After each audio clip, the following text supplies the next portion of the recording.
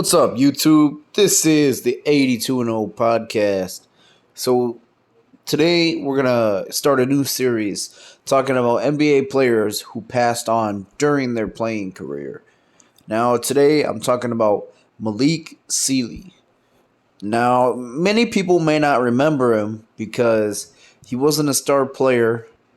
He wasn't even necessarily a rotational role player. He was kind of like a reserve, I want to say. But his story was very tragic. So he was born February 1st, 1970, and he was named after the famous activist Malcolm X, who later changed his name to Malik Shabazz. So his father was actually a bodyguard for Malcolm X. So this is what inspired him to give him the name Malik. Now, he grew up in the Bronx in New York, and he went to Toltene High School. He had a pretty good high school career, leading his team to 30-1 and won the state title. Then he would declare for St. John's University, finishing his college career with 2,401 points, which is the second all-time leader. Now, after his college career, he would declare for the draft. And he was originally drafted by the Indiana Pacers with the 14th overall pick in the 1992 NBA draft. But he bounced around a lot in the NBA. So he spent his first 2 seasons with Indiana. He spent 3 seasons with the Clippers. And he spent 1 season with Detroit. And his final 2 seasons in the NBA, the 98-99 season and the 99-2000 season, he would play with the Minnesota Timberwolves. And when I say he was a rotational player, I didn't mean his Clipper days. He scored more points on the Clippers, but in Indiana, he was definitely a rotational player. But in Minnesota, you saw him take kind of an active role. He put up 11.3 points per game, 4.3 rebounds, 2.4 assists, in 82 games in his final season. But he had a really good friendship with Kevin Garnett on the team.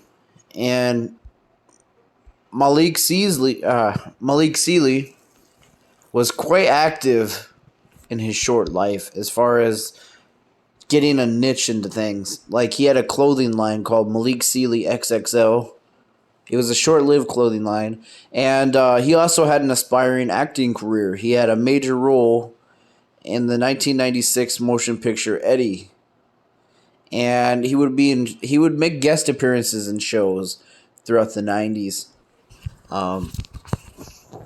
But Sealy was killed in St. Louis Park, Minnesota, which is like a suburb neighborhood of Minneapolis.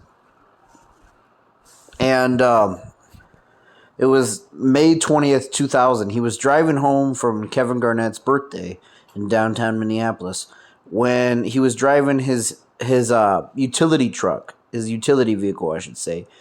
And he was struck by a drunk driver driving a pickup truck. He was driving the wrong way. And the driver that hit him lived. He had some minor injuries. But his blood test indicated that at the time of the accident, he had been driving drunk, and he had blood alcohol content way higher than what you should have. And he was charged with vehicular manslaughter, and he was given a 4-year prison term and was released in 2003. Sealy was buried in Ferncliff Cemetery in Hartsdale, New York, alongside his idol Malcolm X. Now, I kind of want to talk about his legacy. Sealy's honor, the Minnesota Timberwolves retired his number 2 jersey. Kevin Garnett also paid tribute to him by having written a letter on the inside of his tongue of his Adidas Garnett 3 shoes. So back in the day, if you ever bought Garnett signature shoes, on the tongue of the Garnett 3s, it had a personal letter that he wrote Sealy. And upon being traded from the Boston Celtics to the Brooklyn Nets, in 2013, Garnett changed his uniform number to number 2 in honor of Sealy. And I've also heard that he had Seeley's jersey number tattooed on him too. So it's unfortunate, man. I'm not saying, it would have changed anything as far as like the team winning if he would have lived. That's not the purpose of my video. It's just to shed light on an unfortunate event, and that's the thing about life, so many of us are blessed to make it to older ages, but not everybody does. And it's incredibly rare too when you see athletes die in their prime, especially in a mindless, careless accident like this. So rest in peace, Malik Sealy.